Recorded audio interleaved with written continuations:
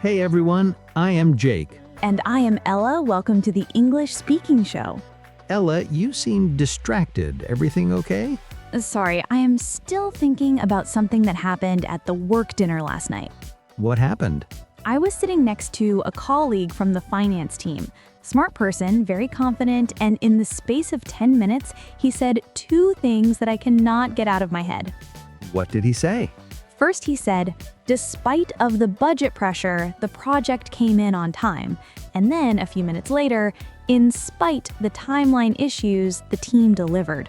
Despite of and in spite, without of. Back to back. And the thing is, the meaning was completely clear both times. He just got the form wrong both times. And in opposite directions. He added an of where it does not belong, then he dropped the of where it always belongs.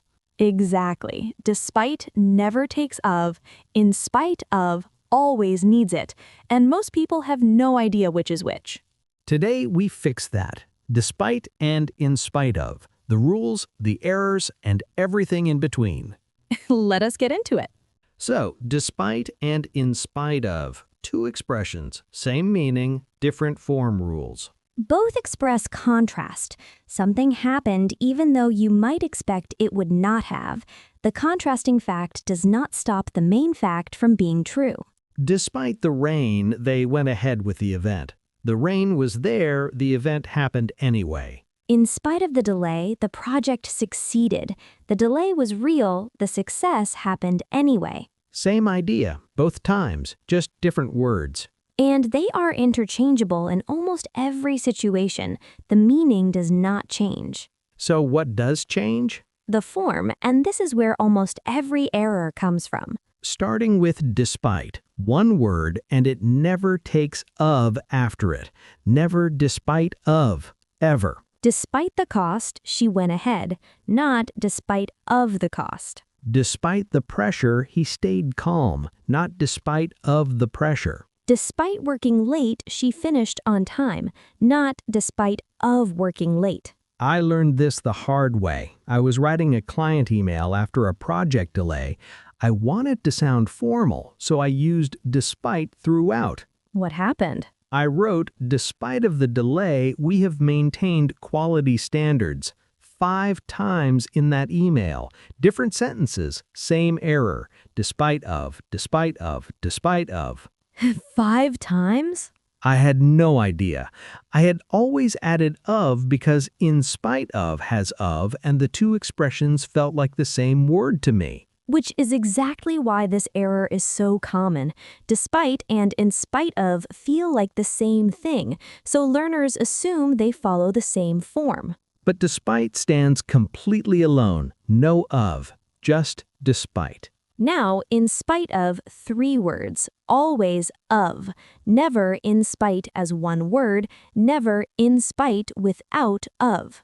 In spite of the traffic, she arrived on time. 3 words, always of. In spite of the tight deadline, the team delivered. 3 words, always of. In spite of working all weekend, he still missed the target. 3 words, always of. So the two rules sit exactly opposite each other. Despite, no of, in spite of, always of. Now what can follow both of them, because this is where the second big error comes in. Both despite and in spite of need a noun phrase, a pronoun, or a gerund after them. A noun, despite the cost, in spite of the delay. A noun phrase, despite the tight deadline, in spite of the budget pressure. A pronoun, despite this, they continued. In spite of everything, she succeeded. And a gerund, the ing form of a verb used as a noun. Despite working hard, he did not get the promotion. Working, the ing form, used as a noun. In spite of being tired, she finished the report. Being, the ing form, used as a noun. Despite having little experience, she was hired.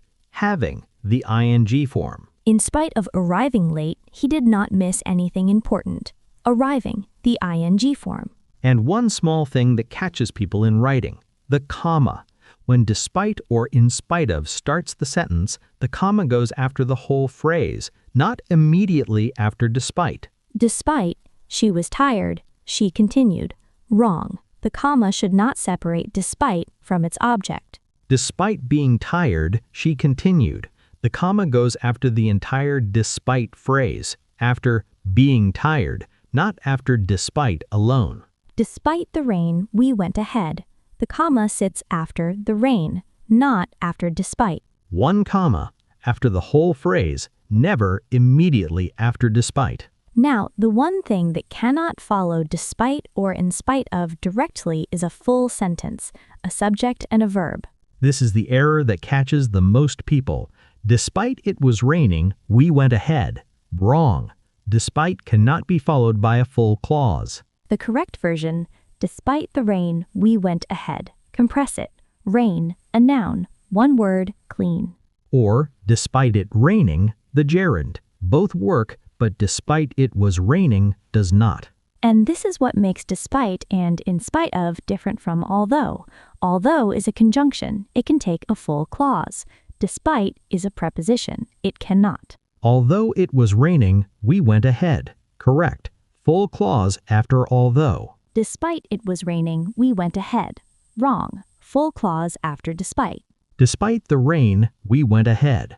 Correct. Noun after despite. So, if you have an although sentence and want to convert it to a despite sentence, you compress the clause into a noun or a gerund.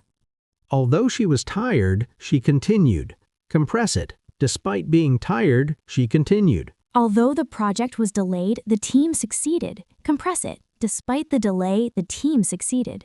Although he had little experience, he was hired. Compress it. Despite having little experience, he was hired. The key move is always the same. Take the full clause, compress it into one noun or one ing verb. That is it. And it works in reverse, too. If you have a despite sentence and want to convert it to although, expand the noun or gerund back into a full clause. Despite the rain. Although it was raining. Expand the noun into a clause. Despite working hard, although he worked hard. Expand the gerund into a clause. Despite the delay. Although the project was delayed.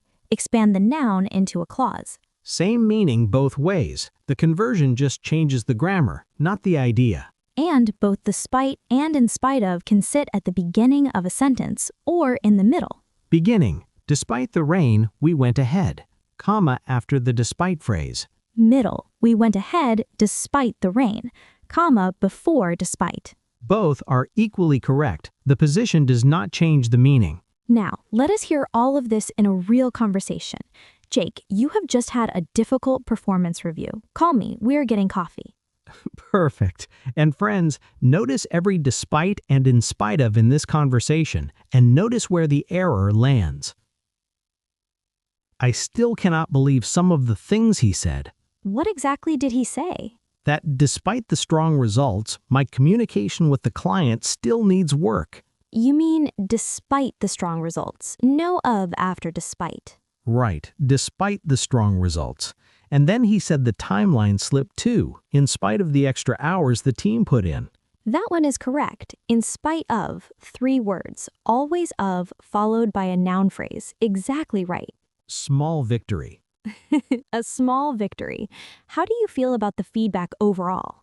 Honestly, in spite of the difficult parts, I think it was fair. The client communication issue is real. I know that. That is a good way to look at it. And despite the tough delivery, he clearly still values your work. He wouldn't push you otherwise.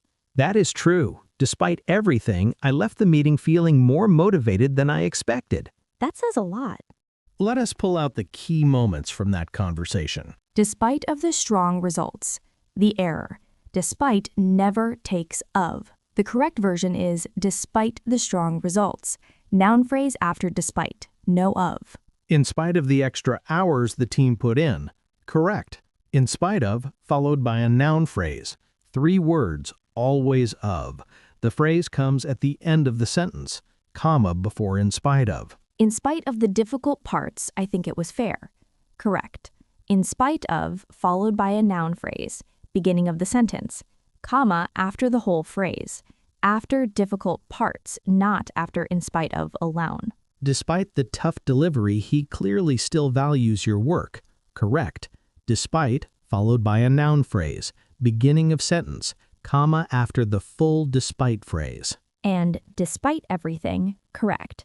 Despite followed by a pronoun, clean and natural. Now there is more to these two words than just the form rules, and some of it genuinely surprised me when I first found out. Including where the word spite actually comes from. Which is not where I expected at all. So what if you genuinely need a full sentence after despite, a subject and a verb? There is a workaround. You add the fact that between despite and the full clause.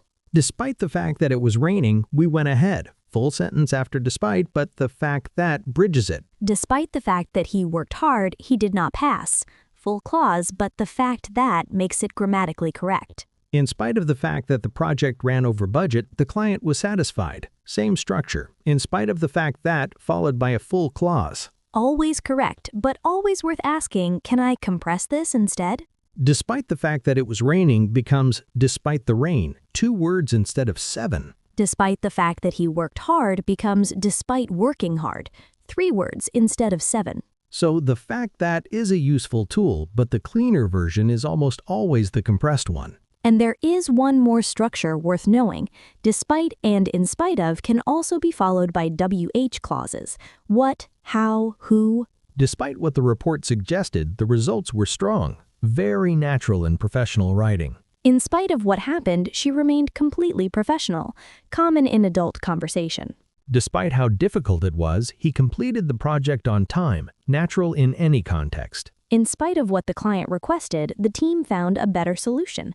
Another professional context, very common in emails and reports. The WH clause works because what, how, and who introduce a noun clause, not a full independent sentence, so the grammar holds. Now, the formality question, because people always ask, is despite more formal than in spite of? Cambridge Dictionary says despite is slightly more formal. In practice, the difference is small. In very formal writing, academic papers, reports, despite is preferred, more concise, fits the formal tone better. In professional emails and business correspondence, both work equally well, no meaningful difference. In everyday speech, both work, though even though and although come up more naturally in very casual conversation.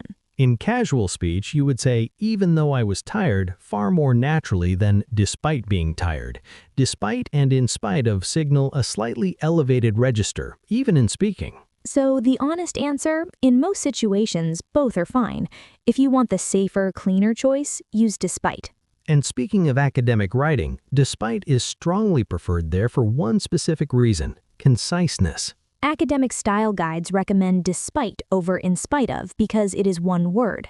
In formal written prose, every extra word has to earn its place. And despite the fact that also appears in academic writing, but style editors increasingly flag it as wordy, they recommend replacing it with although. Despite the fact that she studied hard becomes although she studied hard. Shorter, cleaner, equally formal. So, for anyone writing university assignments or formal reports, despite is your word. And if you catch yourself writing despite the fact that, ask whether although works instead. Now, legal writing. Jake, you mentioned seeing notwithstanding in a contract recently. I did. I had no idea what it meant. It appeared 5 times in one document. Notwithstanding is the legal equivalent of despite. In legal writing, it is the dominant term. Notwithstanding the foregoing means regardless of what was said above.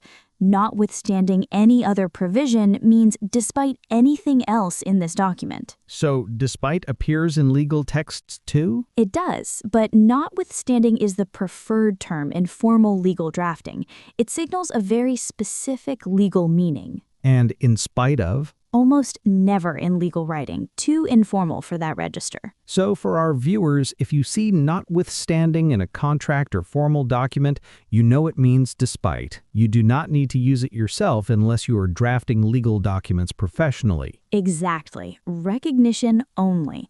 Now, where do these words actually come from? Because the etymology genuinely surprised me when I found out. Tell them. Despite came from Old French despite, meaning contempt, scorn, which came from Latin despectus, meaning looking down on something, treating an obstacle as beneath serious consideration. And despectus, that is the same root as despise? Exactly the same root. Despite and despise share one Latin origin, despectus, looking down on something with contempt. So when I say despite the difficulties, I am literally looking down on the difficulties? That was the original idea. The difficulties are beneath you. You treat them with contempt and carry on regardless. I like that. That is a very different feeling from the word. And here's the part that really surprises people.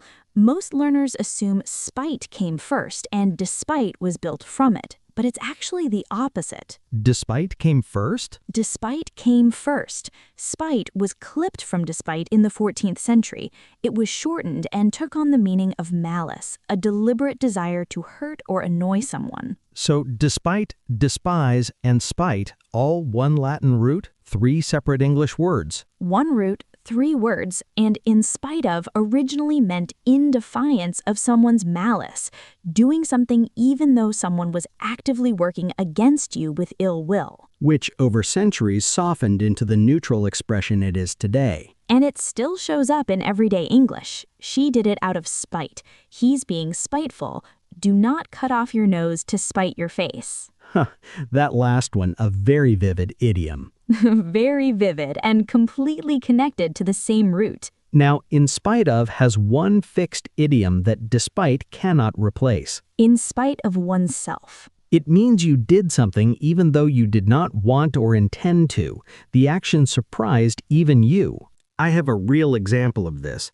Last week, I sat through a 2-hour budget meeting that I was dreading, and I found myself genuinely interested in spite of myself. I did not see that coming. That is a perfect example. You engaged despite your own resistance. Completely against my expectations. Mine, I was watching a film I had already decided I would not enjoy. 20 minutes in, I was completely absorbed in spite of myself. Despite yourself, you became a fan. Despite myself, exactly. And that is the idiom, in spite of oneself. You do something even though you fully intended not to. Despite oneself exists, but is far less common. For this idiom, always in spite of.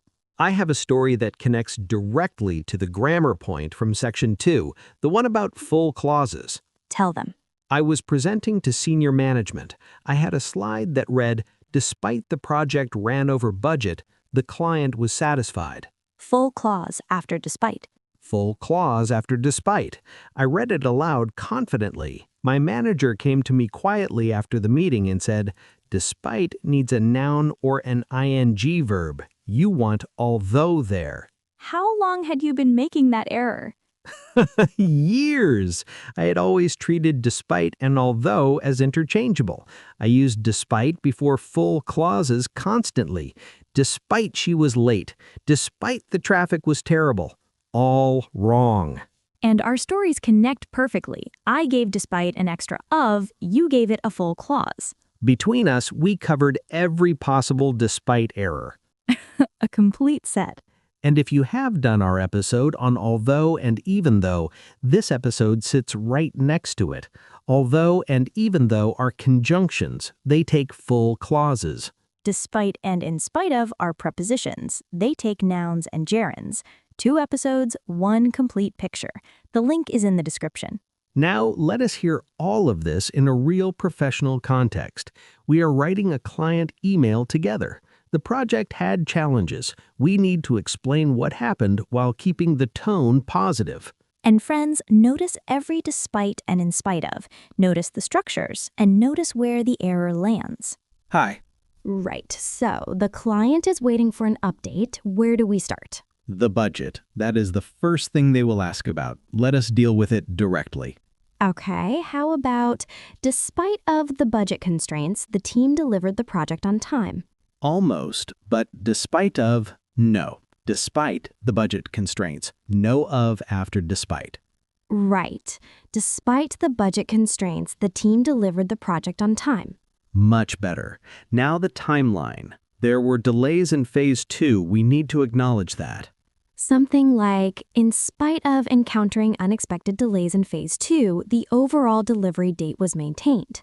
In spite of encountering is a gerund. Encountering. Correct structure. Clean and professional. Good. Now the client raised concerns early in the project. We should address that too. How about, despite the fact that concerns were raised in the initial review, the final outcome exceeded the agreed specification. Despite the fact that, full clause following. We could compress it though, despite the concerns raised in the initial review. Cleaner, fewer words, same meaning. Use that. And a closing line, something warm. In spite of the challenges this project presented, we are proud of what the team achieved. In spite of the challenges, noun phrase. Correct, strong closing line. Good email. Good email. Key moments from that conversation. Despite of the budget constraints, the error, despite never takes of. The correct version is despite the budget constraints. Noun phrase, know of. In spite of encountering unexpected delays. Correct. In spite of, followed by a gerund phrase. 3 words, always of, gerund after it. Despite the fact that concerns were raised, grammatically correct but wordy. Compressed to despite the concerns raised, cleaner and more professional. In spite of the challenges this project presented. Correct. In spite of, followed by a noun phrase. Beginning of sentence, comma after the full phrase. Now, your turn to choose the right structure. We are going to give you a situation and you choose despite or in spite of, and you choose what follows it. Say your answer out loud before we give it. And we will tell you the correct answer and why, because knowing the rule is one thing, using it in the moment is another. Situation 1. Ready? Blank, the bad weather, the outdoor event was a huge success, despite or in spite of, and what follows.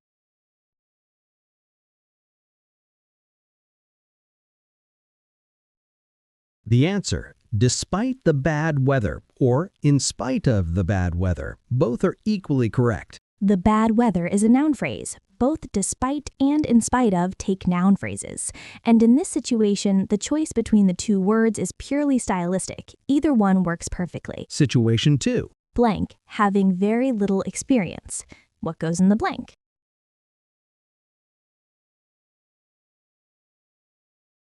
The answer, despite having very little experience or in spite of having very little experience. The key word is having, the gerund, not she had. You cannot say, despite she had very little experience. Despite cannot be followed by a full clause.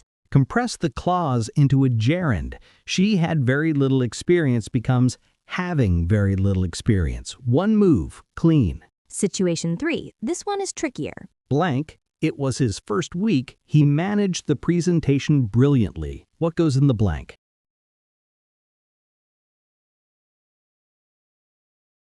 The answer, despite the fact that it was his first week, or despite it being his first week, using the gerund. You cannot say, despite it was his first week. That is a full clause directly after despite. Wrong. You have 2 options. Add the fact that, despite the fact that it was his first week, or compress to a gerund, despite it being his first week. Both are correct. The compressed version is cleaner. The fact version is perfectly fine when compression does not feel natural. Situation 4. The project succeeded, blank, the budget cuts. Beginning or middle of sentence. Your choice. What goes in the blank?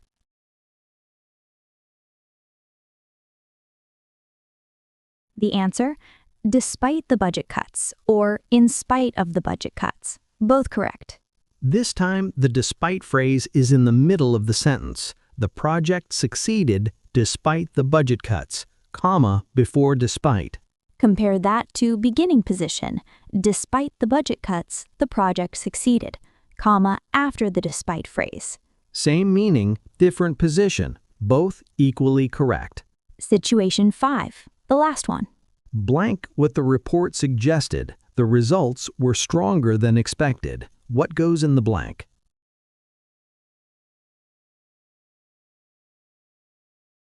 The answer, despite what the report suggested, or in spite of what the report suggested. What the report suggested is a WH clause. What introduces a noun clause, not a full independent sentence. So despite and in spite of can take it directly. This structure comes up constantly in professional writing and emails. Despite what the data showed, in spite of what the client requested. Very natural, very common.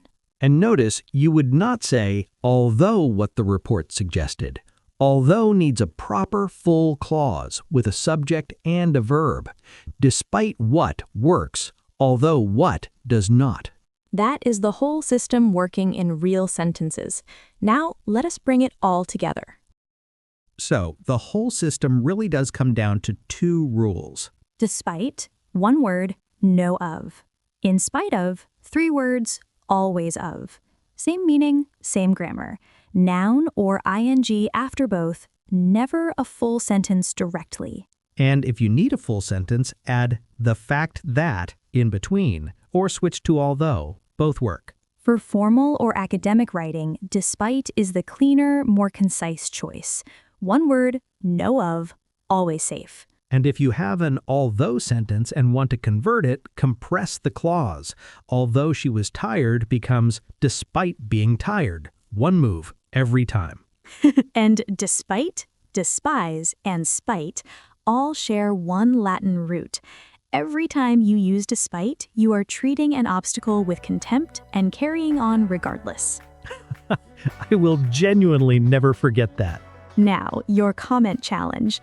Write one sentence using despite or in spite of, something real from your own week. Mine, despite a completely impossible week, I somehow got everything done. Barely, but done.